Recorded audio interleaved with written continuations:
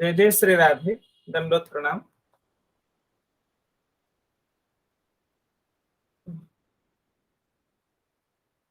गीता कथामृत सत्र रे समुपस्थित समस्त गुरुजन मंडली विद्वान मंडली और वैष्णव मंडली श्रीचरण कमल रे दंडवत प्रणामांजलि विज्ञापन पूर्वक परम पूज्य श्री आचार्य पादंक श्रीचरण कमल रे दंडवत प्रणाम ज्ञापन करुछि। अद्य विगत गीता कथामृतंकर सारांश समुपस्थापन करबा पई आयुष्मान श्रीनिवास प्रसाद को अनुरोध करुछि। आयुष्मान श्रीनिवास।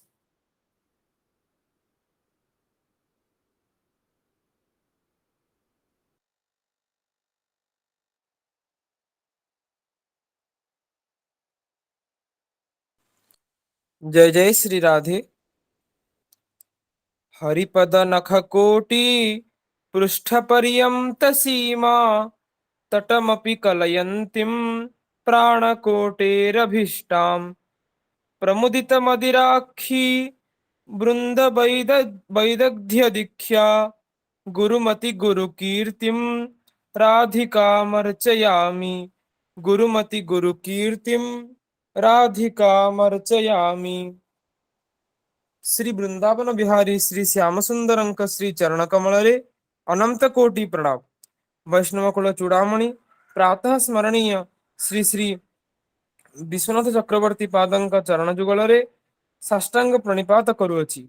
उपस्थित समस्त सुधी श्रोतृवृंदं को प्रणाम ज्ञापन पूर्वक परम पूज्य श्रीमन आचार्य पादंक चरण नलिन रे मोर आभूम प्रणाम निवेदन करुछि।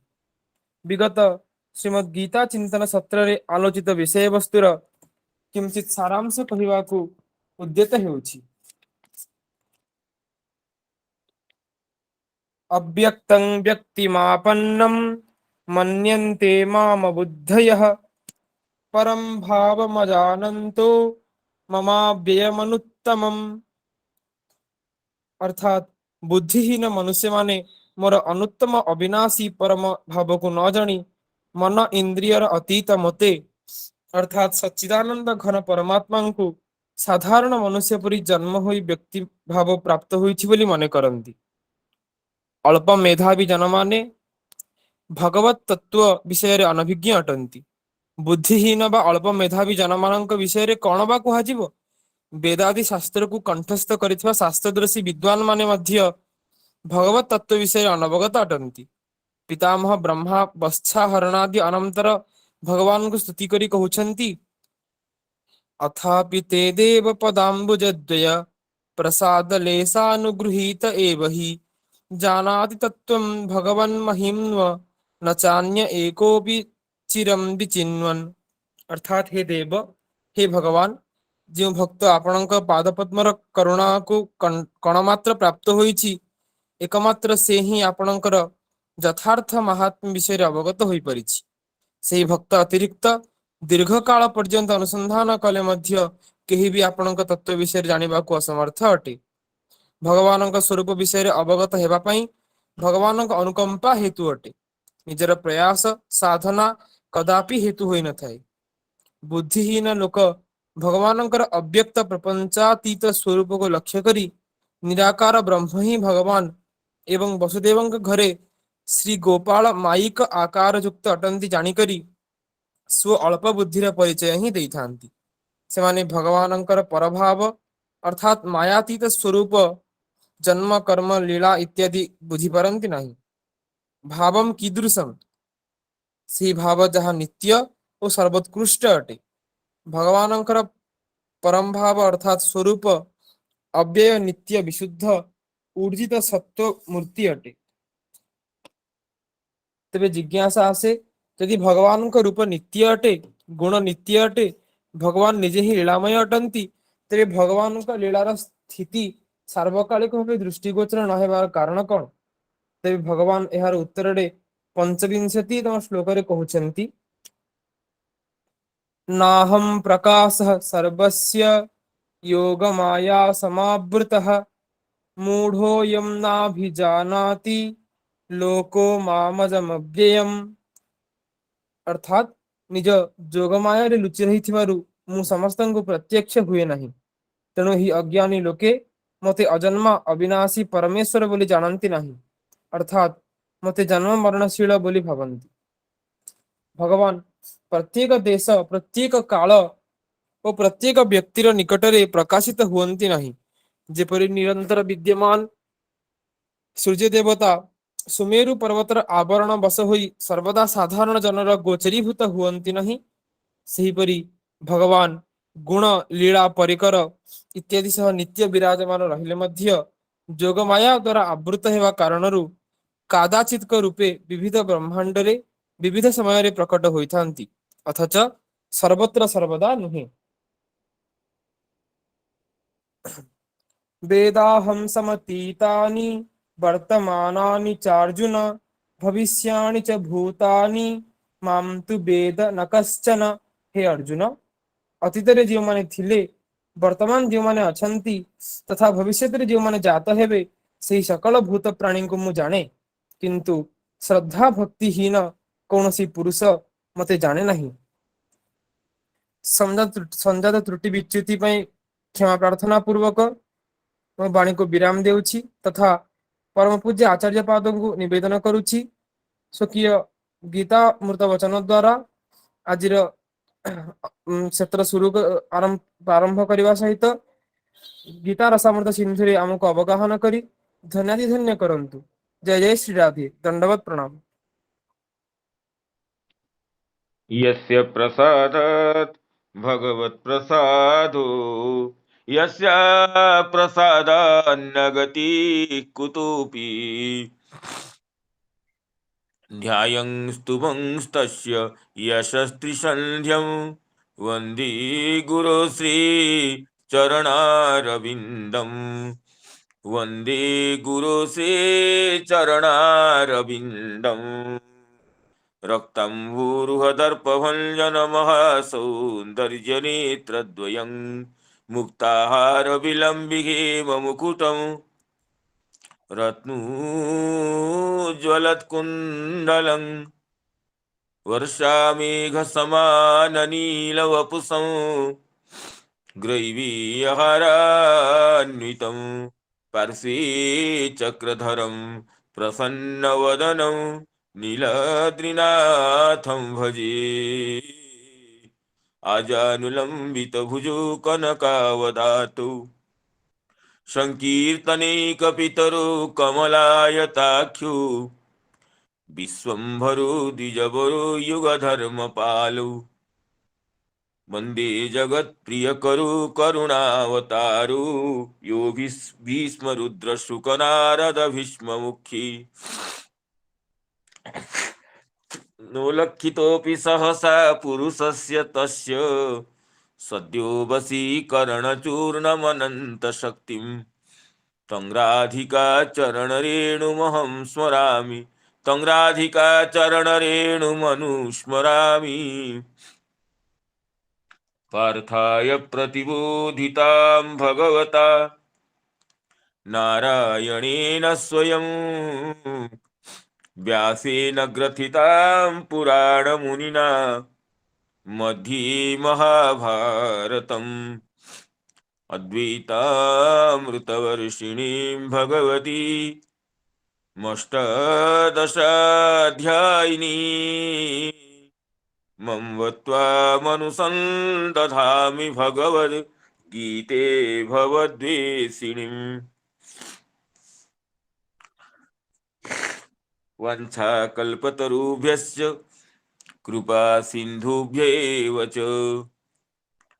पतितानां पावनेभ्यो वैष्णवेभ्यो नमो नमः।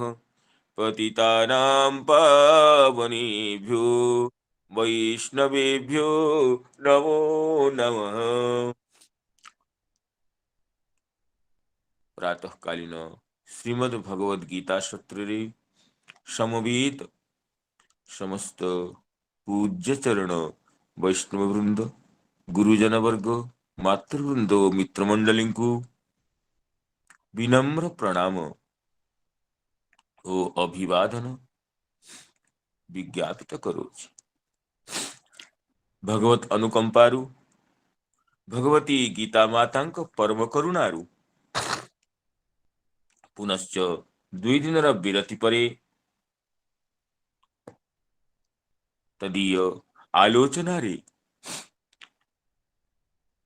संप्रवृत्त हेबा पई परम सौभाग्यमय क्षण उपस्थित होइछि।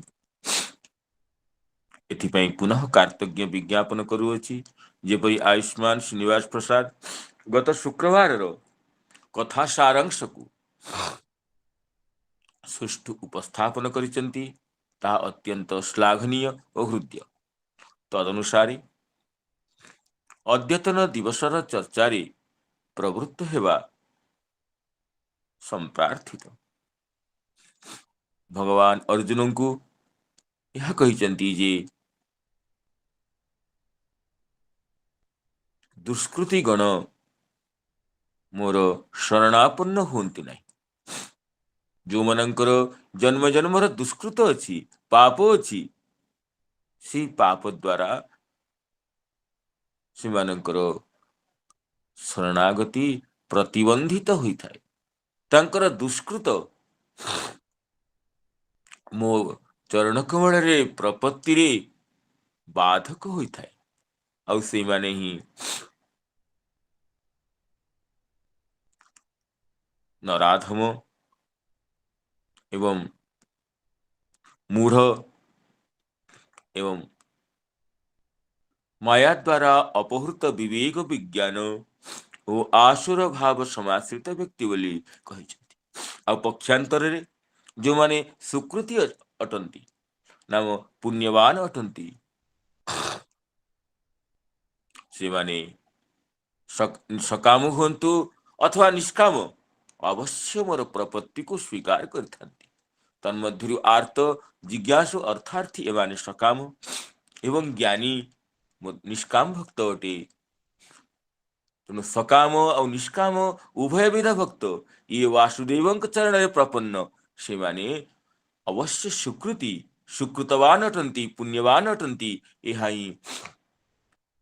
भगवान का अभिप्राय। चतुर्विधा भजन्ते मां जना सुकृतिनोर्जुन आर्तो जिज्ञासुरर्थार्थी ज्ञानी च भरतर्षभ। एमाने समस्ते जी निष्काम भक्त तो परम भक्त अटे एवं सकाम भक्त मध्य से मध्य सौभाग्यवान अटे जेहेतु देवतांतर प्रपत्ति को परिहार करी परम पुरुष श्री वासुदेव चरण कमल रे शरणागति को स्वीकार करियछि। तेणु भगवान परि कहिसंती उदारः सर्व एवैते ज्ञानी त्वात्मैव मे मतम। समस्ते उदार अटंती समस्ते भक्तवत्सल मते तृप्त करि थांती किंतु ज्ञानी तो मोर आत्मस्वरूप अटे जी मोर भजनीयता को अवगत होई। कारण अन्य माने कामनार भजना करंती किंतु ज्ञानीर भजनीय अंतर नथिबारु तार अन्य भजनीय ही नाही। तेणु सी एक भक्ति अटे।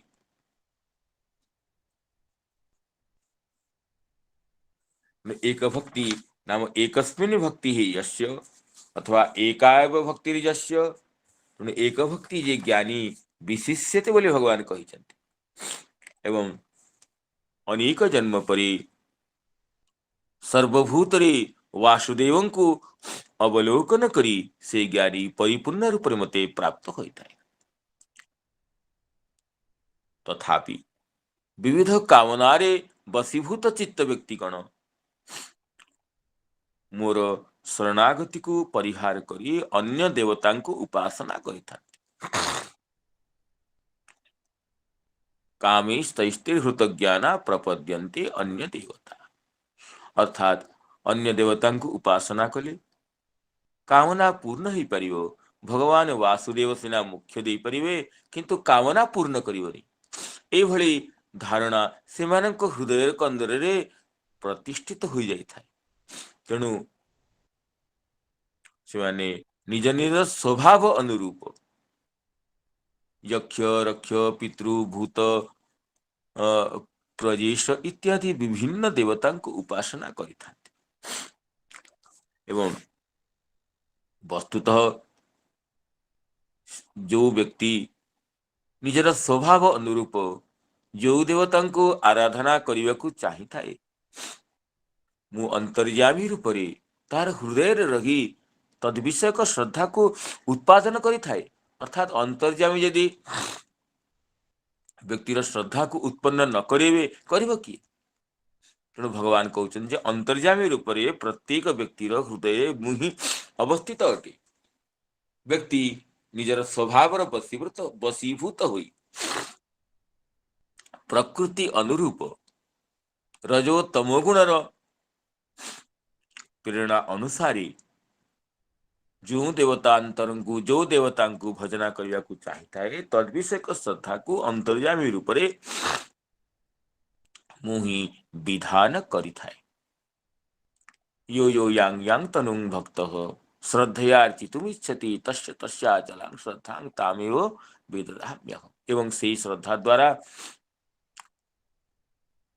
अधिकृत हुई सी तत्व देवता को आराधना करिथाए एवं अंतर जो फल पाई थाए सी फल मध्य भगवान वासुदेवंकर अनुमोदन रे इच्छा रे प्रापण रे ही प्राप्त होता है। भगवान वासुदेव अनुमति बिना अनुमोदन बिना कौन सी मध्य देवतांतर सामर्थ्य नहीं जे व्यक्तिर कामना को परिपूर्ण करिवे। कारण भगवान वासुदेव ही विभूतिभूत अंगभूत समस्त देवता अटंती। अतः मयीव विहितान हितान अर्थात मो द्वारा विहित से कामना को से माने लभते च ततः कामान मयीव विहितान हितान कहि। किंतु जेहेतु देवतांत अन्य देवता को उपासना करुवा साधक माने कामनार फल भोग करी मृत्यु पर से देवता को ही प्राप्त होता से देवता लोक को जाती। जिते कि मति भोजन करुवा व्यक्ति सकाम भाव हो यह जन्म तो कामनार फल को पाई थाए एवं परे देह त्याग परे सी सालोक्य रूपक मुक्ति अर्थात वैकुंठ धाम को प्राप्त होता है। तेणु कही देवान देवययो यान्ति मद्भक्ता यान्ति मामपि या प्रतिपादित हो। कारण मोर भक्तिर स्थिरत्व नित्यत्व एवं श्रेष्ठ फलप्रदत्व यद्यपि शास्त्र रे साधु वर्गंक कंठरे निरंतर समुद्घोषित तथापि से माने तत्व को अवगत हुअन्ति नहीं। से माने रामकृष्णादि मोर स्वरूप को अनित्य तात्कालिक ही मन करता अव्यक्तम व्यक्तिमापन्नम मन्यन्ते माम अबुद्धय। पूर्वर अव्यक्त थिले वर्तमान व्यक्त होइछि परे पुणी अव्यक्त ही रहिबी यही तांकर धारणा। तेणु भगवान वासुदेवंकर अनुत्तम अव्यय स्वरूप को अवगत होई न पारी से माने तत्देवता को पितृभूत प्रदेश इत्यादि विभिन्न रूप को अर्चना करती। इथिरे कारण भगवान जोग माया ही अटे। भगवान योग माया शक्ति एपरी दृढ़ अटे जे साधारण व्यक्ति से योग मायार रहस्य को भेद करी भगवत स्वरूप को अवगत हेबारे समर्थ होती नाहं प्रकाश सर्वस्य योग माया समावृत। जेपरी पर्दा मध्य आढ़ुआल थिबा व्यक्ति को समस्ते देखि पारती नहीं। यवनिकाच्छन्न व्यक्ति को समस्ते अवगत होते नहीं। माया भगवती कुंती कहते माया जवनिकाच्छन्नम अज्ञाधुख्य जव्यय। माया रूपक जवनिका द्वारा माया रूपक पर्दा द्वारा भगवान तले आढ़ुआल हो जाती।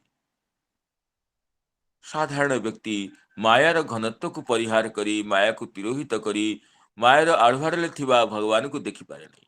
लोक आम देखू मेघ द्वारा आवृत सूर्य को अवलोकन करिवा आमर नेत्रर अधिकार नुहे।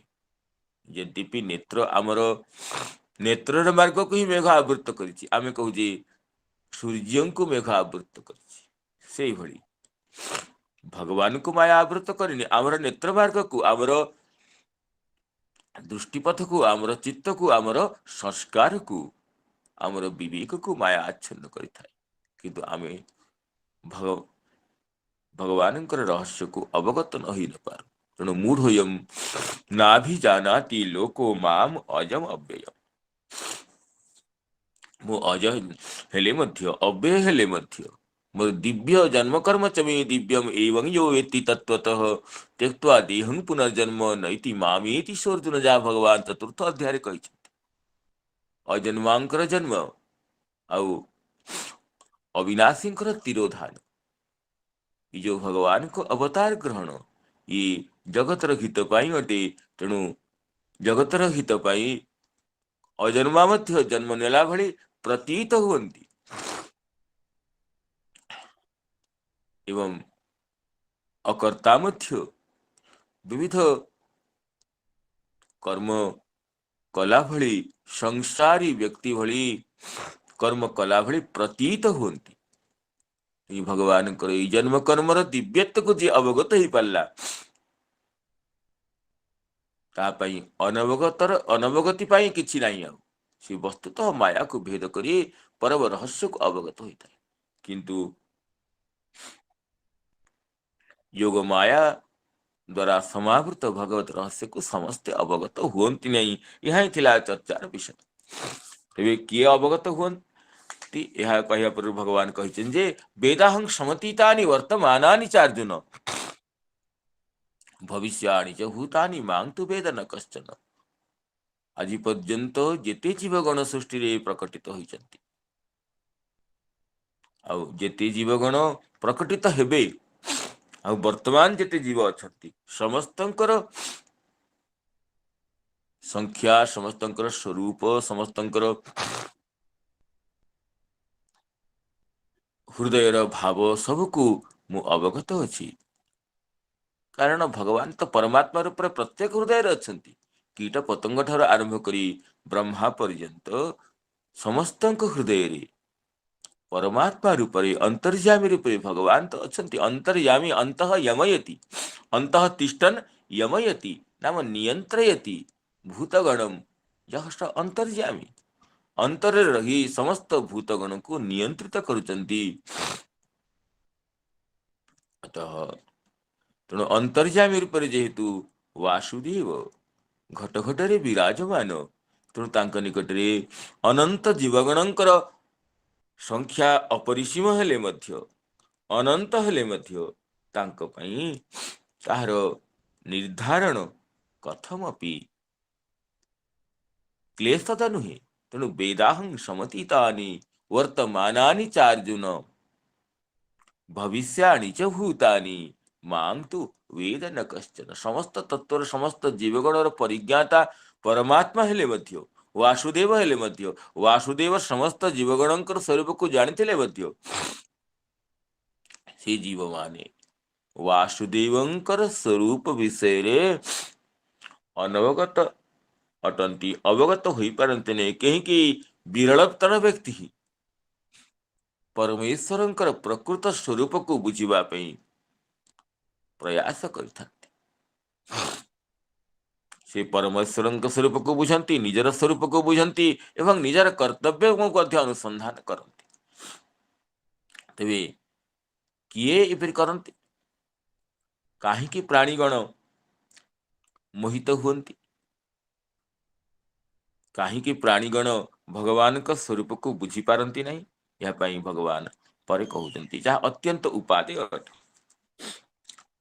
इच्छा द्वेष समुत्थेन द्वंद्व मोहेन भारत सर्वभूतानि सम्मोहं सर्गे यान्ति परम तप। सर्वभूतानि सम्मोहं सर्गे यान्ति परम तप। हे परम तप नाम शत्रु पीड़क शत्रु तापक अब हे भारत, हे भरत वंशोद्भव ତେଣୁ हे ଭାରତ ଆଉ हे ପରନ୍ତପ, ଏଇ ଯୋଉ ଦୁଇ ସମ୍ବୋଧନ ଦ୍ୱାରା ଭଗବାନ ଅର୍ଜୁନଙ୍କୁ ଉତ୍ସାହିତ କରିଛନ୍ତି। ଭରତ ବଂଶୋଦ୍ଭବ ହେବାରୁ, ତୁମର କୁଳ ମହିମାରୁ, ନିଜର ସ୍ୱରୂପ ଶକ୍ତିରୁ ତୁମେ ଏଇ ସମସ୍ତ ଯୋଉ ଅଜ୍ଞାନ ରୂପକ ମାୟାକୁ, ମାୟା ଜନିତ ବିବେକର ବିମୋହକୁ ତୁମେ ଅତିକ୍ରମ କରିପାରିବ। ଏଥିପାଇଁ ହେ ପରନ୍ତପ ଶତ୍ରୁ ପୀଡ଼କ, ହେ ଭାରତ ବଂଶୋଦ୍ଭବ ଅର୍ଜୁନ ଶୁଣ। ଶତ୍ରୁ ତ ଆମେ କରୁଛେ ବାହାରେ, ଶତ୍ରୁମାନଙ୍କୁ ଅବଲୋକନ କରୁଛେ, ବସ୍ତୁତଃ ଆମର ଅନ୍ତରାତ୍ମାରେ ଶତ୍ରୁ ଅଛନ୍ତି। ଆମର ଯୋଉ ଅନ୍ତରାତ୍ମା, ଯୋଉ ଅବିବେକ, ଅନ୍ତରାତ୍ମାର ଯୋଉ ଅଜ୍ଞାନ, ସିଏ ତ ଆମ ପାଇଁ ବାଧକ ଅଟେ ନିଜର ଶ୍ରେୟସ ସାଧନରେ, ନିଜର ପାରମାର୍ଥିକ ପଥରେ।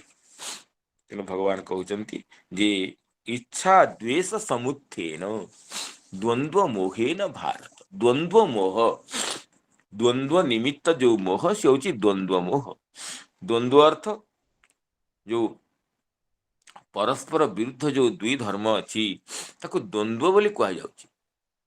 ସୁଖ ଦୁଃଖ ପରସ୍ପର ବିରୁଦ୍ଧ, ରାଗ ଦ୍ୱେଷ, ପ୍ରିୟ ଅପ୍ରିୟ, ଭଲ ମନ୍ଦ, ଶତ୍ରୁ ମିତ୍ର, ନିଜ ପର, ଭଲ ମନ୍ଦ, ଏଇ ଯୋଉ ଦୁଇଟି ପରସ୍ପର ବିରୁଦ୍ଧ ସବୁବେଳେ ଆମେ ଅବଲୋକନ କରୁ।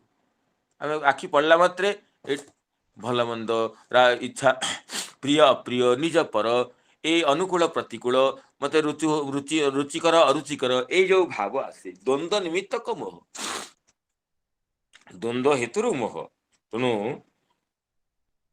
ଦ୍ୱନ୍ଦ୍ୱ ଅର୍ଥ ଶୀତୋଷ୍ଣ ସୁଖ ଦୁଃଖ ଆଦି ଯୋଉ ପରସ୍ପର ବିରୁଦ୍ଧ ଦୁଇ ଧର୍ମ ଅଛି। ପରସ୍ପର ସଂସାରରେ ହିଁ ପରସ୍ପର ବିରୁଦ୍ଧ ଦୁଇ ଧର୍ମ ନିରନ୍ତର ଆମ ପାଖରେ ଅଛି। ଅନୁକୂଳ ପ୍ରତିକୂଳ, ସୁଖ ଦୁଃଖ, ଭଲ ମନ୍ଦ, ପ୍ରିୟ ଅପ୍ରିୟ ପରସ୍ପର ବିରୁଦ୍ଧ ଅଟେ। କିନ୍ତୁ ଏହି ପରସ୍ପର ବିରୁଦ୍ଧ ଦୁଇ ଧର୍ମରେ ପ୍ରତ୍ୟେକ ଘଟଣା, ପ୍ରତ୍ୟେକ ସ୍ଥାନ, ପ୍ରତ୍ୟେକ ବିଷୟ, ପ୍ରତ୍ୟେକ ବସ୍ତୁ ଆମର ଯାହା ଯାହା ସଂସ୍ପର୍ଶରେ ଆସୁଛି, ସବୁ ଦ୍ୱନ୍ଦ୍ୱ ସଂଯୁକ୍ତ ଅଟେ। ଭଲ ଦେଖି ବସ୍ତୁକୁ ଚାହିଁଲା ମାତ୍ରେ ଆମେ ନାଇଁ ଏଇଟା ପ୍ରିୟ, ଏଇଟା ଅପ୍ରିୟ, ଏଇଟା ଭଲ ମନ୍ଦ ଭାବୁ, ସେଇଥିରୁ ହିଁ ମୋହ ଆସୁଛି। ଦ୍ୱନ୍ଦ୍ୱ ନିମିତ୍ତକ ଯହ ମୋହ, ସ ଦ୍ୱନ୍ଦ୍ୱ ମୋହ। ଆଉ ଦ୍ୱନ୍ଦ୍ୱ ମୋହକୁ କିଏ ଉତ୍ପନ୍ନ କରଉଛି? କେମିତି ଦୂର ନା ଇଚ୍ଛା ଦ୍ୱେଷ ସମୁତ୍ଥେନ, ଇଚ୍ଛା ଚ ଦ୍ୱେଷଶ୍ଚ ଇଚ୍ଛା ଦ୍ୱେଷୌ, ଇଚ୍ଛା ଚ ଦ୍ୱେଷଶ୍ଚ ଇଚ୍ଛା ଦ୍ୱେଷୌ। ଆମର ଅନୁକୂଳ ବିଷୟରେ ଇଚ୍ଛା ରହୁଛି, ପ୍ରତିକୂଳ ବିଷୟରେ ଅନିଚ୍ଛା ରହୁଛି। ଅନିଚ୍ଛା ତ ନେଇ ଦ୍ୱେଷ ହିଁ ରହୁଛି। ତା ପ୍ରତି ଯୋଉ ଚିତ୍ତର ଯୋଉ ପ୍ରତିକୂଳତା, ଚିତ୍ତର ଯୋଉ ବିକର୍ଷଣ, ସେ ହଉଛି ଦ୍ୱେଷ। ଯାହାକୁ ଶାସ୍ତ୍ରରେ ରାଗ ଆଉ ଦ୍ୱେଷ ବୋଲି କୁହାଯାଇଛି, ତାକୁ ଏଠି ଇଚ୍ଛା ଦ୍ୱେଷ ବୋଲି ଭଗବାନ କହିଛନ୍ତି। ତେଣୁ ଇଚ୍ଛା ଦ୍ୱେଷ, ଇଚ୍ଛା ଚ ଦ୍ୱେଷସ୍ୟ ଇଚ୍ଛା ଦ୍ୱେଷୌ ତାଭ୍ୟାମ ସମୁତ୍ତିଷ୍ଠତି ନାମ ଆବିର୍ଭବତି ସଂଜାୟତେ ଉତ୍ପଦ୍ୟତେ ବା। ଯହ ସ ଇଚ୍ଛା ଦ୍ୱେଷ ସମୁତ୍ଥଃ ତେନ ଇଚ୍ଛା ଦ୍ୱେଷ ସମୁତ୍ଥେନ। ଦ୍ୱନ୍ଦ୍ୱ ମୋହର ହେଲା ଏ ବିଶେଷଣ। ଦ୍ୱନ୍ଦ୍ୱ ନିମିତ୍ତକ ଯୋଉ ମୋହକୁ ଜାତ କରୁଛି କିଏ? ନା ଇଚ୍ଛା ଦ୍ୱେଷ। ଇଚ୍ଛା ଆଉ ଦ୍ୱେଷ ହଉଛି ଜନକ ଯୋଉ ଦ୍ୱନ୍ଦ୍ୱ ନିମିତ୍ତକ ମୋହର। ଆମର ନିରନ୍ତର ରହୁଛି ଆମର ଯୋଉଟା ଆମ ଶରୀରକୁ ଅନୁକୂଳ ହଉଛି, ଆମକୁ ନିଜକୁ ରୁଚିକର ହଉଛି, ତାକୁ ଇଚ୍ଛା କରୁଛେ। ଆଉ ପ୍ରତିକୂଳ ବସ୍ତୁରେ ଆମେ ଦ୍ୱେଷ କରୁଛେ। ପ୍ରତିକୂଳ ବ୍ୟକ୍ତି, ପ୍ରତିକୂଳ ଘଟଣା, ପ୍ରତିକୂଳ ସ୍ଥାନ, ପ୍ରତିକୂଳ ସବୁଥିରେ ଦ୍ୱେଷ ଆମର ଚିତ୍ତରେ ପ୍ରବିଷ୍ଟ ହେଇକି ଅଛି। ଇଚ୍ଛା ଦ୍ୱେଷ, ରାଗ ଦ୍ୱେଷ। କିନ୍ତୁ ଏହା ଦ୍ୱାରା ସର୍ବତ୍ର ଯେ ଭଗବାନଙ୍କ ଅବଲୋକନ କରିବା, ସର୍ବତ୍ର ଭଗବତ ସ୍ୱରୂପକୁ ଅବଲୋକନ କରି ଭଗବତ ଶରଣାଗତ ହେବା, ଏ କୋଉଠୁ ଆସିବ ଯଦି ଇଚ୍ଛା ଦ୍ୱେଷ ରହିଲା? ସବୁ ସ୍ଥାନ ଯେ ଭଗବତ ସ୍ୱରୂପ ଅଟେ, ସବୁ ବ୍ୟକ୍ତି ଭଗବତ ସ୍ୱରୂପ ଅଟେ, ସବୁ ଘଟଣା ଚକ୍ର ଯେ ଭଗବାନଙ୍କ ଇଚ୍ଛା ପ୍ରସୂତ ଅଟେ, ଏହା କିପରି ଅବଗତ? ଯଦି ଆମର ସ୍ୱତନ୍ତ୍ର ଇଚ୍ଛା ରହିଲା, ଆମର ଭଲ ମନ୍ଦକୁ ଆମେ ନିଜେ ହିଁ ବାଛି ନେଲେ, ରାଗଦ୍ୱେଷକୁ ଆମେ ତିଆରି କଲେ, ତେବେ ଇଏ ତ ବ୍ୟକ୍ତିର ଜ୍ଞାନକୁ ଆବୃତ କରିବ। ତେଣୁ କହୁଛି ଇଚ୍ଛା ଦ୍ୱେଷ ସମୁତ୍ଥେନ ଦ୍ୱନ୍ଦ୍ୱ ମୋହେନ ଭାରତ। ଦ୍ୱନ୍ଦ୍ୱ ମୋହେନ, ଦ୍ୱନ୍ଦ୍ୱ ନିମିତ୍ତ ଯହ ମୋହ ସହ ଦ୍ୱନ୍ଦ୍ୱ ମୋହ। ଅର୍ଥାତ୍ ଶୀତୋଷ୍ଣ ସୁଖ ଦୁଃଖ ଆଦି ଦ୍ୱନ୍ଦ୍ୱ ନିମିତ୍ତ ଦ୍ୱନ୍ଦ୍ୱ ହେତୁରୁ ମୋହ ଜାତ ହଉଛି। ମୁଁ ସୁଖୀ, ମୁଁ ଦୁଃଖୀ, ମୁଁ ସୁଖୀ ହେଇଛି, ମୁଁ ଦୁଃଖୀ ହେଇଛି, ମୁଁ ଇଏ ପ୍ରିୟ ବ୍ୟକ୍ତି, ୟାକୁ ଭଲ ପାଇବି, ମତେ କଟୁ କଥା କହିଲା, ମୋର ଅପ୍ରିୟ ଆଚରଣ କଲା, ୟାର ଭଲ ହବ ନାହିଁ, ଇତ୍ୟାଦି ଯୋଉ ଦ୍ୱନ୍ଦ୍ୱ ନିମିତ୍ତକ ମୋହ। ଯଦି ଦ୍ୱନ୍ଦ୍ୱ ନ ରହିବା, ଆମର ସବୁ ଭଗବାନଙ୍କ ଇଚ୍ଛା, ସବୁ ଅନୁକୂଳ, ଆଉ ମୋହ କୋଉଠି ଆସିବ? କିନ୍ତୁ ତାହା ତ ଆମର ହଉନାହିଁ। ଭଲ ମନ୍ଦ, ଶୁଭାଶୁଭ, ସୁଖ ଦୁଃଖକୁ ନେଇକି ଆମେ ଚାଲୁଛେ। ଏହା ହିଁ ସୁଖ ଦୁଃଖର ଯୋଉ ପରିଭାଷା ଜ୍ଞାନୀମାନେ, ପରମ ତତ୍ତ୍ୱବିଦ୍ଗଣ ନିରୂପଣ କରିଛନ୍ତି ଯେ ଭଗବାନଙ୍କର ସ୍ମୃତି ହିଁ ସୁଖ, ଭଗବାନଙ୍କର ବିସ୍ମୃତି ହିଁ ଦୁଃଖ। ତେଣୁ ତାକୁ ଆମେ ଯଦି ଆମେ ଚିତ୍ର ଧାରଣ କରିପାରିବା, ତେବେ ଆଉ ଏଇ ଦ୍ୱନ୍ଦ୍ୱ ମୋହ କାହିଁକି ଆମକୁ ପୀଡ଼ିତ କରିବ? ଭଗବାନଙ୍କର ସ୍ମୃତି ହିଁ ସୁଖ, ଭଗବାନଙ୍କର ବିସ୍ମୃତି ହିଁ ଦୁଃଖ। ଯୋଉ ପରିସ୍ଥିତିରେ ଭଗବତ ସ୍ମୃତି ଆସିଲା, ସେଇ ପରିସ୍ଥିତି ହିଁ ସୁଖର। ଯୋଉ ପରିସ୍ଥିତିରେ ଭଗବାନଙ୍କର ବିସ୍ମୃତି ହେଲା, ସେ ସ୍ଥାନ, ସେଇ ବସ୍ତୁ, ସେ ବ୍ୟକ୍ତି, ସେଇ ଘଟଣା, ସେ ହିଁ ହଉଛି ଦୁଃଖଦ। ସୁଖ ଦୁଃଖର ପରିଭାଷା ଆମେ ଏହା ହିଁ ଶାସ୍ତ୍ରକାର ମାନେ କହିଛନ୍ତି। କିନ୍ତୁ ଆମେ ତାହା ତ ମନରେ କରୁନି। ଆମ ଶରୀରକୁ, ମନକୁ, ବୁଦ୍ଧିକୁ ଯାହା ଭଲ ଲାଗିଲା, ଆମେ ତାହା ସୁଖ ବୋଲି ମନେ କରୁଛେ। ଶରୀର ମନ ବୁଦ୍ଧିରେ ଯାହା ପ୍ରତିକୂଳ ହେଲା, ତାକୁ ଦୁଃଖ ବୋଲି ମନେ କରୁଛେ। ତେଣୁ এই ସୁଖ ଦୁଃଖର ଦ୍ୱନ୍ଦ୍ୱକୁ ନେଇକି ତାଙ୍କର ମୋହ ଜାତ ହଉଛି। ତେଣୁ ଦ୍ୱନ୍ଦ୍ୱ ମୋହ, এই ଦ୍ୱନ୍ଦ୍ୱ ମୋହର ହେତୁ ହଉଛି ଇଚ୍ଛା ଦ୍ୱେଷ। ଇଚ୍ଛା ଦ୍ୱେଷ ସମୁତ୍ଥେନ ଦ୍ୱନ୍ଦ୍ୱ ମୋହେନ ଭାରତ। ସର୍ବଭୂତାନି ସମ୍ମୋହମ୍ ସ୍ୱର୍ଗେ ଯାନ୍ତି ପରନ୍ତପ। ସ୍ୱର୍ଗେ ସୃଷ୍ଟି ଆରମ୍ଭ ସମୟ ଏବ ଇଚ୍ଛା ଦ୍ୱେଷ ବଶୀକୃତ ଚିତ୍ତ, ଯୋଉ ଚିତ୍ତ ଇଚ୍ଛା ଦ୍ୱେଷ ଦ୍ୱାରା ବଶୀକୃତ ହେଇଛି, ତାର ବସ୍ତୁ ତତ୍ତ୍ୱ ବିଷୟରେ ଯଥାର୍ଥ ଜ୍ଞାନ ହବନି। ତେଣୁ ସିଏ ନିଶ୍ଚିତ ଭାବରେ ଆବିଷ୍ଟ ବୁଦ୍ଧି ହେଇଯିବ, ସମ୍ମୂଢ଼ ହେଇଯିବ। ତେଣୁ ଇଚ୍ଛା ଦ୍ୱେଷ ସମୁତ୍ଥେନ ଦ୍ୱନ୍ଦ୍ୱ ମୋହେନ ଭାରତ ସର୍ବଭୂତାନି ସମ୍ମୋହମ୍। ନାମ ମୋହ ବୁଝିଛେ ଆମେ। ଯେମିତି ମୂର୍ଚ୍ଛା ହେଇଥିବା ବ୍ୟକ୍ତିକୁ ଚୈତନ୍ୟର ଅନୁଭବ ହୁଏନାହିଁ, ସେମିତି ଜଗତରେ ଚାଲୁଥିଲେ, ବୁଲୁଥିଲେ ମଧ୍ୟ ଯଦି ଆମର ମୋହ ହେଇଯାଇଥିବ, ଆମେ ଭଲ ମନ୍ଦ ବିଚାର କରିପାରୁନାହିଁ। ଯାହାକୁ ଭଗବାନ ଗୀତା ଆଗରେ କହିବେ ଯେ ଯେତେବେଳେ ତମୋଗୁଣ ବୁଦ୍ଧିକୁ ଆବିଷ୍ଟ କରିଥାଏ, ଅଧର୍ମମ୍ ଧର୍ମମିତି ଯା ମନ୍ୟତେ ତମସା ଆବୃତା ସର୍ବାର୍ଥାନ୍ ବିପରୀତାଂଶ୍ଚ ବୁଦ୍ଧି ସା ପାର୍ଥ ତାମସୀ। ଅଧର୍ମକୁ ଯିଏ ଧର୍ମ ବୋଲି ମନେ କରେ, ସବୁକୁ ବିପରୀତକୁ ହିଁ ଠିକ ବୋଲି ମନେ କରେ, ସେଇ ବୁଦ୍ଧି ହଉଛି ତାମସୀ ବୁଦ୍ଧି। ଏଇଭଳି ଅଧର୍ମରେ ଧର୍ମତା, ଅକର୍ତ୍ତବ୍ୟରେ କର୍ତ୍ତବ୍ୟତା ଇତ୍ୟାଦି ମୋହିତ ବ୍ୟକ୍ତିର ସ୍ୱଭାବ ଆସେ। ତେଣୁ ମୋହର ନିମିତ୍ତ ହଉଛି ଦ୍ୱନ୍ଦ୍ୱ, ଏବଂ ତାହାର ଜନକ ହଉଛି ଇଚ୍ଛା ଦ୍ୱେଷ। ତେଣୁ ପୂର୍ବରୁ ବିଗତେଚ୍ଛା ଭୟ କ୍ରୋଧ ୟସଦା ମୁକ୍ତ ଏଇ କଥା ଚର୍ଚ୍ଚା ହେଇଥିଲା। ସେଇ ଏଠି ଭଗବାନ ସେ କଥାକୁ ପୁନଃ ସ୍ପଷ୍ଟ କରିଛନ୍ତି। କାରଣ ଗୋଟିଏ ବିଷୟ ଯଦି ପୁନଃ ପୁନଃ ଆଲୋଚିତ ହେଇଥାଏ, ସୂକ୍ଷ୍ମ ରୂପରେ ଆଉ ବିସ୍ତାର ରୂପରେ, କ୍ୱଚିତ ବିସ୍ତାର ଭାବରେ, କ୍ୱଚିତ ସୂକ୍ଷ୍ମ ଭାବରେ, ତେବେ ସେ କଥା ହୃଦୟରେ ଦୃଢ଼ ଭାବରେ ପ୍ରତିଷ୍ଠିତ ହୋଇଥାଏ। ତେଣୁ ପ୍ରଥମ ଶତକରେ ଭଗବାନ କର୍ମଯୋଗ ଚର୍ଚ୍ଚାରେ ମଧ୍ୟ ଏ ଯୋଉ ରାଗ ଦ୍ୱେଷକୁ ହିଁ କର୍ମଯୋଗରେ ମଧ୍ୟ ପ୍ରତିବନ୍ଧକ କହିଛନ୍ତି। ଏଠି ମଧ୍ୟ ଭକ୍ତି ଯୋଗ ବିଚାରରେ ମଧ୍ୟ ନିଜର ରାଗ ଦ୍ୱେଷକୁ, ନିଜର ଇଚ୍ଛା ଆଉ ଦ୍ୱେଷକୁ ହିଁ ଦ୍ୱନ୍ଦ୍ୱ ନିମିତ୍ତକ ମୋହର ଜନକ ବୋଲି, ଉତ୍ପାଦକ ବୋଲି କହିଛନ୍ତି। ତେଣୁ ଇଚ୍ଛା ଦ୍ୱେଷରୁ ଉତ୍ପନ୍ନ ଦ୍ୱନ୍ଦ୍ୱ ନିମିତ୍ତକ ଯୋଉ ମୋହ, ସେଇ ମୋହ ଦ୍ୱାରା ସମସ୍ତ ପ୍ରାଣୀଗଣ ତେଣୁ स्वर्गे नाम जन्मनि उत्पत्ति काले एव जन्म काल रे ही से अविद्याग्रस्त होती मायाग्रस्त होती सम्मोहम जानती नाम सम्यक्तया मोहम जानती प्राप्नुवन्ति लभन्ते। तेणु से वस्तुतत्व निरूपण जमी मूर्छित व्यक्तिर कौन चेतना रही ना सेमती रागद्वेष समाविष्ट व्यक्तिर चित्तरे वस्तु स्वरूप यथार्थ ज्ञान हुए ना। यह ही अतः संसार रे एमती किछि नहीं प्राणी जी की इच्छा द्वेष रहित हम इच्छा द्वेष संयुक्त व्यक्तिर रागद्वेष द्वारा आकुलित होइछि व्याकुलीभूत होइछि अंतःकरण जार सी निजर आत्मभूत परमेश्वर को भजना करती नहीं। परमेश्वर आत्मस्वरूप अटंती तेणु परम प्रेमास्पद अटंती से भजना करे ना। भजनीय हेले मध्य आत्मा हितवर समस्त पृष्ठ हेले मध्य तांको भजना करे ना। तेबे वर्तमान आम श्लोकर सामान्य चर्चा कले श्लोकर सारार्थ वर्ष टीका जहाँ नित्य पाठ्यता अनुसार आम पूर्ण चर्चा करवा। तो भगवान कहते जे टीकाकार मत को स्पष्ट करुचंती भगवान मत को जे तन माया जीवा कदारभ्य मुह्यंती इति अपेक्षा आह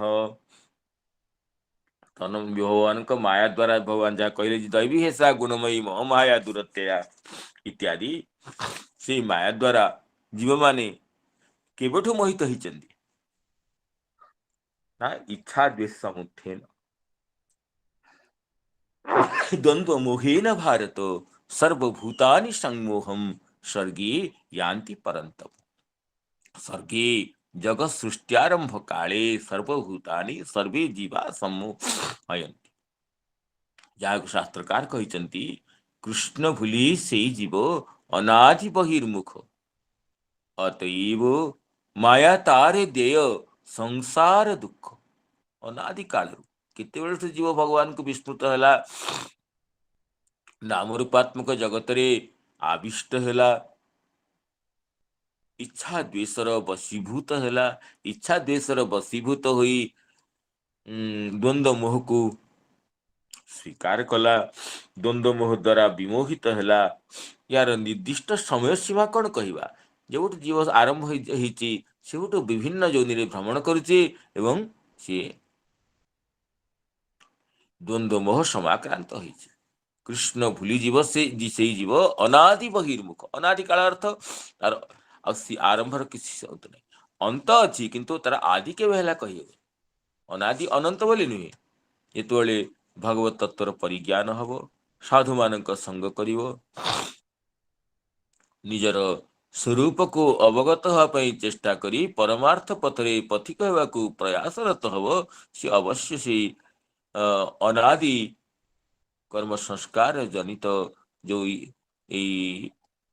मायार अधीनतारू निर्गत हम किंतु ये अनादि अटे लिख भगवान को टीकाकार कहते जगत सृष्ट्यारंभ काले सर्वभूतानि सर्वे जीवा सम्मोहयन्ति ते केन ना प्राचीन कर्मोद्बुद्धु जो इच्छा द्वेष बालक जन्म है बड़ है तार कौन तार इच्छा द्वेष केमी आसो ना प्राचीन कर्मोद्बुद्ध जो टिके व्यक्ति बालक बड़ हो तार प्राचीन कर्म उद्बुद्ध हो तार कर्म अनुसार संस्कार जागृत हो संस्कार अनुसार निजर चित्तवृत्तिर जो भावना प्रकटित हो भावना अनुसार निजर इच्छा और द्वेष रुचि आ अरुचि सी प्रकाश लाभ करुच्ची। तेणु प्राचीन कर्म उद्बुद्धु जो इच्छा द्वेष प्राचीन कर्म द्वारा उद्बुद्ध होइथिवा जो इच्छा आउ द्वेष प्राचीन कर्म अनुसार तत् अनुकूल वस्तु प्रति आमर इच्छा आसव तत्प्रतिकूल वस्तु प्रति जो भाई आमर संस्कार जात हम से संस्कार वर्धक विषय रे संस्कार को जी उत्तेजित करिवो सेभଳି वस्तुरे आमर इच्छा आसीबो और संस्कार विरुद्ध वस्तुरे द्वेष आसीबो ये स्वभाव सिद्ध अटे। तेणु प्राचीन कर्म उद्बुद्धु यौ इच्छा द्वेषौ इंद्रियाणाम कौन ना इंद्रियाणाम अनुकूले विषये इच्छा अभिलाष प्रतिकूले द्वेष। इच्छा द्वेष तो वस्तुतः आमर जो जहाँ आत्म रूप रे आमर जहाँ अनुकूल से विषय आमर इच्छा हेबा कथा। आत्मस्वरूप आमर जहाँ प्रतिकूल से विषय द्वेष आसवा कथा। निजर मानव जन्मर साफल्य पाई अनुकूल विषय इच्छा प्रतिकूल विषय द्वेष आसवा कथा। किंतु आमर इच्छा रोची इंद्रियाणां अनुकूले विषय इच्छा तत्त इंद्रियर नेत्र घ्राण कर्ण इत्यादि जो इंद्रिय गण आम अच्छी से इंद्रियर अनुकूल विषय ही इच्छा होची। इंद्रियर अनुकूल विषय इच्छा सहित इंद्रिय प्रतिकूल विषय द्वेष आसुची। तेणु अर्थात इंद्रियर अधीनीभूत हुई मन चलुची। इंद्रिय जहाँ कहूँ भल लगुच मन मन मनर से विषय इच्छा आसुची। इंद्रिय कहूँ ना ठीक लगुनि मनर ता विषय द्वेष आसुची। तेणु इंद्रिय मन को जो भली अनुभव अर्पण करुची तद अनुसार सुख दुख राग द्वेष मन रे जात हो। तेणु प्राचीन कर्म उद्बुद्धु इंद्रियाणाम अनुकूले विषय इच्छा नाम अभिलाष प्रतिकूले द्वेष ताभ्याम समुत्थः नाम समुद्भूत जह द्वंद्व। द्वंद्व अर्थ से टीकाकार कहते जे मानापमानयोः शीतोष्णाद्योः सुख दुःखयोः स्त्री पुंसयोर मोह। जो द्वंद्व से द्वंद्व विषय रे जो मोह सुख दुख को नहीं मु सुखी मु दुखी मन कर। अरे सुख दुख तो इंद्रिय धर्म इंद्रिय सुखी हम दुखी हम। किंतु आमर तो इंद्रिय सहित अनादि काल निजर तादात्म्य निजर अभिन्नता प्रतिपाद ही अच्छी। इंद्रिय सुख दुख को मोर सुख दुख बोली मन कर मुझे इंद्रिय ठू अलग अटे। इंद्रिय विषय को अनुभव करने गोटे साधन अटे किंतु ताहा होनी। तेणु इंद्रिय द्वारा जो द्वंद्व मानापमान शीतोष्णाद्यो सुख दुखयो स्त्री पुंसयोर मोह। स्त्री पुरुषर मोह जात होची कौन मोह स्वरूप ना मु सुखी मु दुखी। ये जो अहं अवमानित दुखी मु अवमानित हेली अपमानित हेली मु दुखी हेली मु सम्मानित हेली मु सुखी हेली। तेणु सुख दुख मान अपमान लाभ हानि इत्यादि को निजठी आरोप करी वस्तुतः ता इंद्रिय गण रोचे। इंद्रिय ठू अलग अटे ये बोध आसुनी। अनादि काल इंद्रिय सहित आमर तादात्म्य ही कि अच्छी। तादात्म्य अर्थ ताठू पृथक भाव में आम निजक अनुभव करने को आम सामर्थ्य ही नहीं। अतः अहं सम्मानित सुखी अहं अवमानित दुखी ममेयं स्त्री ममायं पुरुष इत्याद्याकारक आविद्यक जह मोह।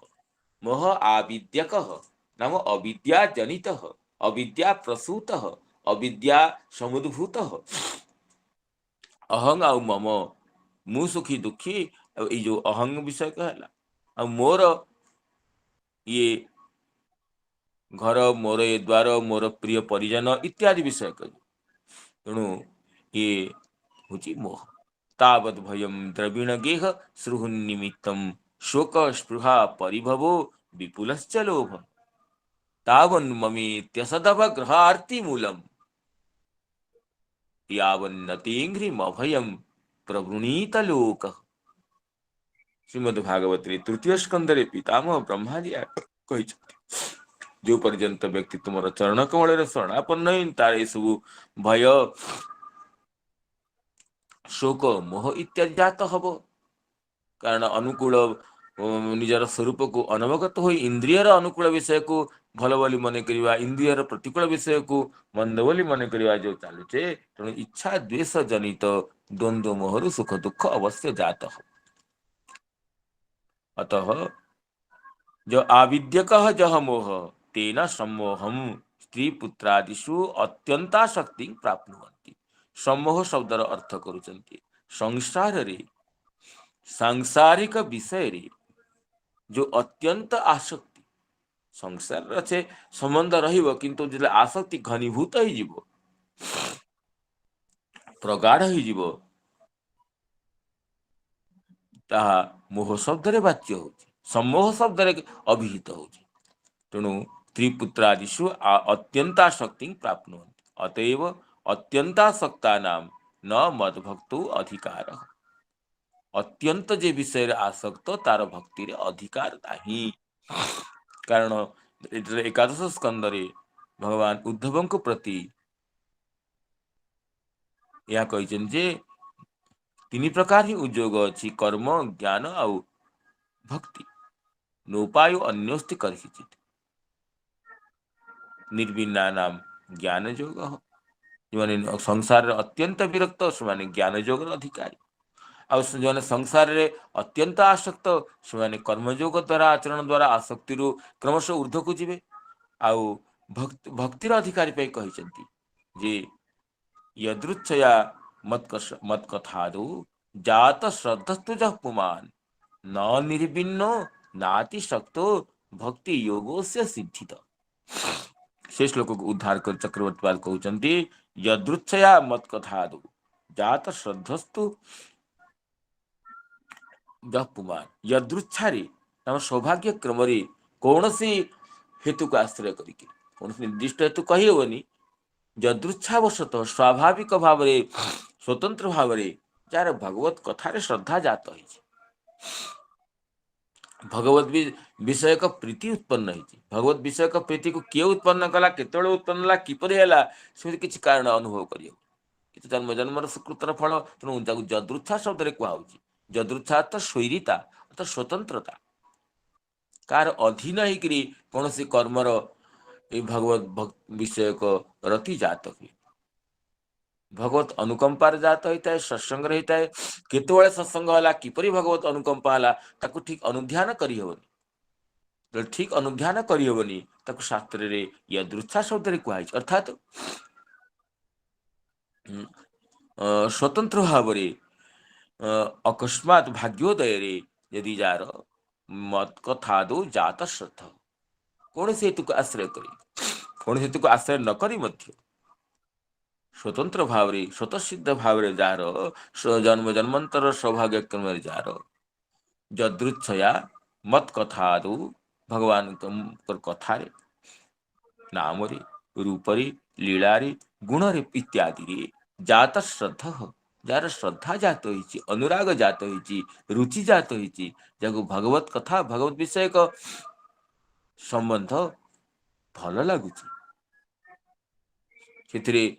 श्रद्धार्थ दृढ़ विश्वास अर्थात या द्वारा मोर अवश्य कल्याण हम ये जो विश्वास जात आउ से केमिति हेतिबो ना न निर्विन्न नातिशक्त संसार रे पूरा निर्विन्न हो जाइतिबो हिता भक्ति मार्ग रे ही प्रवृत्त हम संसार को असत्य मन करी कोनसी पर्वतर गिरी कंदरा को आश्रय करी भगवान को भक्ति पाई जहाँ अपेक्षा अच्छी जहाँ साधन अच्छी ताकू सेथुर मध्य से निवृन्न हो जे अत्यंत वैराग्यवान हो सी तो भक्ति मार्ग रे प्रवृत्त हबनी और जी अत्यंत आसक्त सी भी प्रवृत्त हबनी न निर्विन्न नातिशक्त अत्यंत निर्विन्न नुहे कि अति आसक्त नुहे केवल अति निर्विन्न अत्यासक्त नहेले हब नहीं जात श्रद्धा होइथिबो अत्यंत निर्विन्न नुहे अत्यंत आसक्त नुहे अथच सौभाग्य क्रमे भगवत कथा रे भगवत संपर्क रे भगवत विषय को विधान रे जे जात श्रद्धा होइथिबो तार श्रद्धा जात होइछि मनर अनुकूल प्रवृत्ति अछि भक्ति योगोस्य सिद्धितः सी भक्ति मार्ग रे प्रवृत्त होई परिबो ता पई भक्ति योग सिद्ध हबो से भक्ति योग रे अग्रगति करि परिबो एठी जा कहिले सर्वभूतानि सम्मोहम स्वर्गे जानति परंतु बैठी अत्यंत आसक्त व्यक्तिगण कथा कहिले इच्छा देश को आश्रय करी सृष्टि आरंभ रे प्राणीगण द्वंद्व मोह द्वारा अत्यंत सम्मोह को जो मु सुखी दुखी, मोर ये प्रियजन परिजन इत्यादि जो अहं विषयक मम विषयक जो अहंता और ममता द्वारा जो माने अत्यंत आबद्ध से माने भजना करती नहीं। जहाँ पूर्वर कहले जे मूढ़ोयं नाभिजानाति लोको माम अजम अव्ययम्। अयं लोकः मूढ़ वर्तते। मूढ़ अर्थ मोह जार जात है सी मूढ़, सी मूढ़ता विषय कहले।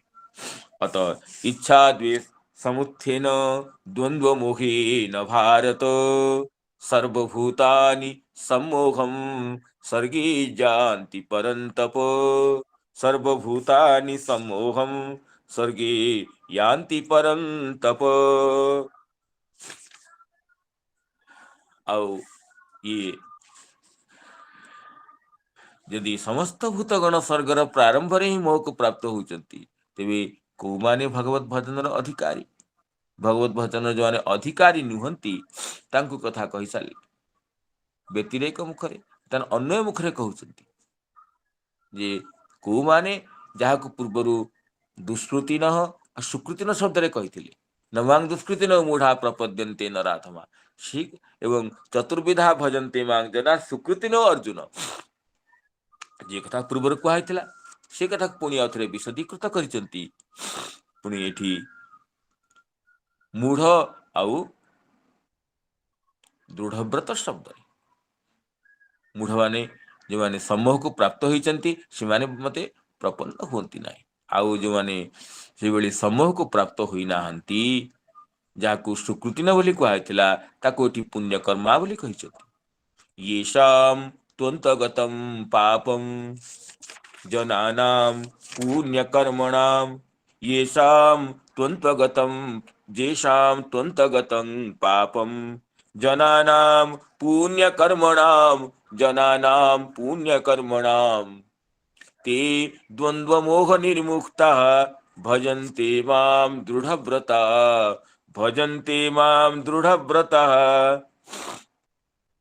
जो स्पष्ट है यह जे इच्छा द्वेष जनित जो द्वंद्व मोह, इच्छा द्वेष समुद्भूत जो द्वंद्व मोह, ता द्वारा सृष्टि आरंभ दशारु समस्त प्राणीगण ही मोह को प्राप्त होइचंती। तेबे द्वंद्व मोहरु कोमन निर्मुक्त होइचंती ना येषां त्वंत्वगतं पापं जनानां पुण्यकर्मणां, जो माने पुण्यकर्मा अटंती अनेक जन्मरे पवित्र कार्य संपादन करिसंती, निस्वार्थ परभावरे उत्तम कार्य आचरण करवा ही पुण्य अटे। आमे पुण्य कार्य बेले करू स्वार्थर वशीभूत होकर करू, से वस्तुतः पुण्य शब्द रे वाच्य हुए। स्वार्थ रहित हो यदि आमे किछि उत्तम आचरण करू ता पुण्य शब्द रे वाच्य होता है।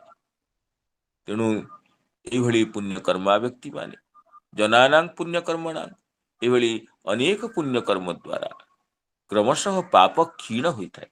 निस्वार्थ भाव यदि किसी उत्तम कार्य करिबा, आमे उत्तम कार्य करू सेठी स्वार्थ को आखिर दान भी करिबा, किंतु आमको जे प्रशंसा करथु ताकू दान करिबा, धर्म भी करिबा निजर कीर्ति पाई करिबा, तपस्या भी करिबा सेथिरे निजर लाभ किछि खोजिबा। तेणु सी आउ सकाम भाव गृहीत होला, सी से पुण्य कार्य पाप क्षयकारक हबनी, कारण आम तक आगुरी ही फल को विचार करने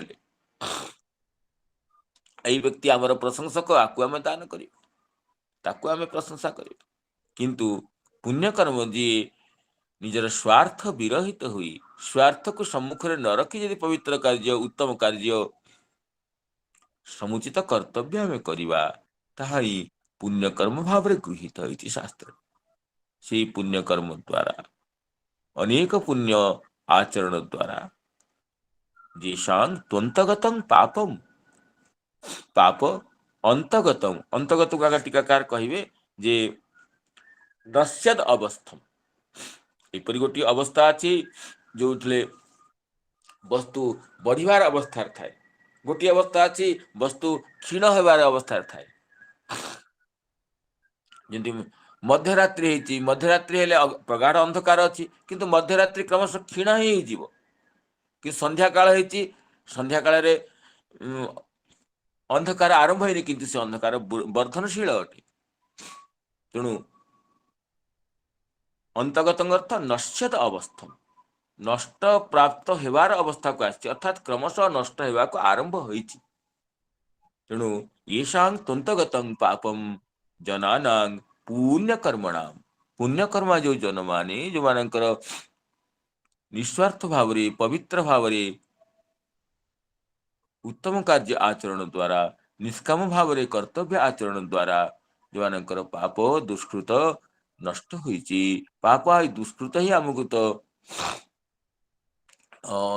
ଇନ୍ଦ୍ରିୟର ଅନୁକୂଳ ବିଷୟରେ ଇଚ୍ଛା, ପ୍ରତିକୂଳ ବିଷୟରେ ଦ୍ୱେଷକୁ ଉତ୍ପନ୍ନ କରିଥାଏ। ତେଣୁ ୟେଷାଂ ତ୍ୱନ୍ତଗତଂ ପାପಂ ଜନାନାଂ ପୁଣ୍ୟକର୍ମଣାଂ ते ଦ୍ୱନ୍ଦ୍ୱମୋହ ନିର୍ମୁକ୍ତା ଭଜନ୍ତେ ମାଂ ଦୃଢ଼ବ୍ରତା। ତେଣୁ येषां ପୁଣ୍ୟକର୍ମଣାଂ ପାପଂ ତ୍ୱନ୍ତଗତଂ, ତ୍ୱନ୍ତଂ ଅନ୍ତଂ ଗତଂ ନାମ ଅନ୍ତକାଳଂ ପ୍ରାପ୍ତଂ, ଅର୍ଥାତ୍ ନଶ୍ୟତ ଅବସ୍ଥମ୍ ନ ତୁ ସମ୍ୟକ୍ ନଷ୍ଟମ୍, ଅନ୍ତିମ ସ୍ଥିତିରେ ପହଞ୍ଚିଲାଣି କିନ୍ତୁ ପରିପୂର୍ଣ୍ଣ ନଷ୍ଟ ହେଇନି, ଅନେକ ଅଂଶ ନଷ୍ଟ ହେଇଯାଇଛି, କିନ୍ତୁ ନ ତୁ ସମ୍ୟକ୍ ନଷ୍ଟଂ ଇତି ଟୀକାକାର କହୁଛନ୍ତି। ଆଉ ତେଷାଂ ସତ୍ୱଗୁଣୋଦ୍ରେକେ ସତି ତମୋଗୁଣ ହ୍ରାସ, ତସ୍ମିନ୍ ସତି ତତ୍କାର୍ଯ୍ୟ ମୋହୋପି ହ୍ରସତି। ସେମାନଙ୍କର ହିଁ ଯେତେବେଳେ ସତ୍ୱଗୁଣ ବଢିଥାଏ, ସେତେବେଳେ ତମୋଗୁଣ ହ୍ରାସ ହୋଇଥାଏ। ଆଉ ତମୋଗୁଣର ତ କାର୍ଯ୍ୟ ହେଉଛି ମୋହ। ତସ୍ମିନ୍ ସତି ତତ୍କାର୍ଯ୍ୟ ମୋହୋପି ହ୍ରସତି। ସତ୍ୱଗୁଣ ପୁଣ୍ୟକର୍ମା ବ୍ୟକ୍ତିମାନଙ୍କର ସତ୍ୱଗୁଣ ବୃଦ୍ଧି ପ୍ରାପ୍ତ ହୁଅନ୍ତେ, ତମୋଗୁଣ ହ୍ରାସକୁ ପ୍ରାପ୍ତ ହୋଇଥାଏ। ଆଉ ତମୋଗୁଣ ହ୍ରାସ ହେଲେ ବ୍ୟକ୍ତିର ମୋହ ଦୂର ହୋଇଥାଏ। ଯେମିତି ନିଦରୁ ଉଠି ପଡ଼ିଲେ ଆଉ ସ୍ୱପ୍ନ ଜନିତ ପୀଡ଼ା ରହେ ନାହିଁ। ଯେଉଁ ପର୍ଯ୍ୟନ୍ତ ଆମେ ଶୋଇଛେ ସ୍ୱପ୍ନର ଶୁଭାଶୁଭ ଆମକୁ ପୀଡ଼ା ଦେଇଥାଏ, କିନ୍ତୁ ନିଦ୍ରାରୁ ଜାଗ୍ରତ ହେଇଗଲେ ଆଉ ସ୍ୱପ୍ନ ଆମକୁ ପୀଡ଼ା ଦିଏ। ସେମିତି ତମୋଗୁଣ କମିଗଲେ ଆଉ ମୋହର ଯେଉଁ ପଟଳ, ମୋହର ଯେଉଁ ଗାଢ଼ତା, ସେ କ୍ଷୀଣ ହୋଇଯାଏ। ମୋହ ହ୍ରାସେ ସତି ते ଖଳୁ ଅତ୍ୟାସକ୍ତି ରହିତା यादृच्छिक ମଦଭକ୍ତ ସଙ୍ଗେନ ଭଜନ୍ତେ ମାତ୍ର। ତେଣୁ ମୋହ ହ୍ରାସ ହୁଅନ୍ତେ, ସେମାନେ ଅତ୍ୟନ୍ତ ଆସକ୍ତି ରହିତ ହେଇକରି यादृच्छिକ ମଦଭକ୍ତ ସଙ୍ଗେନ, ସୌଭାଗ୍ୟତଃ ପ୍ରାପ୍ତ ସାଧୁ ସଙ୍ଗ ଦ୍ୱାରା, ଭକ୍ତ ସଙ୍ଗ ଦ୍ୱାରା ଭଜନା କରନ୍ତି। येषां त्वन्तगतं पापं जनानां पुण्यकर्मणां ते द्वन्द्वमोह निर्मुक्ता ଭଜନ୍ତେ ମାଂ ଦୃଢ଼ବ୍ରତା। ତେଣୁ ଦ୍ୱନ୍ଦ୍ୱମୋହ ହିଁ ହେଉଛି ବାଧକ ଅଟେ, ସମ୍ମୋହର ଜନକ ଅଟେ। ଆଉ ପୁଣ୍ୟକର୍ମ ଦ୍ୱାରା ଦ୍ୱନ୍ଦ୍ୱମୋହ ବିନିର୍ଗତ ଯେଉଁମାନେ, ସେମାନେ ଭଜନା କରନ୍ତି। এই বিষয়ে ଆଜି ଆଲୋଚିତ ହେଲେ। ଇଚ୍ଛା ଦ୍ୱେଷ ସମୁତ୍ଥେନ ଦ୍ୱନ୍ଦ୍ୱମୋହେନ ଭାରତ ସର୍ବଭୂତାନି ସମ୍ମୋହଂ ସ୍ୱର୍ଗେ ୟାନ୍ତି ପରନ୍ତପ।